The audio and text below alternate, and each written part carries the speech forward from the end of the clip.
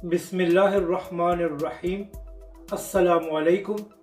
आप देख रहे हैं यूट्यूब चैनल आम सी बातें। तहरीक लब्बैक खैबर पख्तूनख्वा से कौमी असम्बली की 2 सीटें जीत सकती है। सीनियर सहाफ़ी ने बड़ा दावा कर दिया है। इस वीडियो में हम इसी के मुतालिक बात करेंगे। अभी इमरान खान साहब और फवाद चौधरी बल्दियाती इंतखाबात में हार के गम से बाहर नहीं आए थे, तो ऊपर से सीनियर सहाफ़ी ने एक और दावा कर दिया है। यूँ तो मजमूई तौर पर तहरीक लब्बैक ने खैबर पख्तूनख्वा के बल्दियाती इंतखाबात में बहुत अच्छा परफॉर्म किया है और तकरीबन 149 सीटें जीती हैं, मगर ख़ास तौर पर DI खान और हरीपुर में तहरीक लब्बैक ने अच्छा खासा वोट लिया है।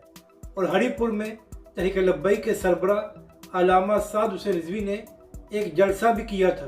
तो इस सब को देखते हुए सीनियर सहाफ़ी नादिर बलोच साहब ने कहा है कि अगर तहरीक लब्बैक हरीपुर और DI खान में मज़ीद मेहनत करे और वहाँ पर अपनी तंजीम को भी मज़ीद मजबूत बनाए, तो आने वाले आम इंतखाबात में तहरीक लब्बैक यहाँ से कौमी असम्बली की सीटें भी जीत सकती है।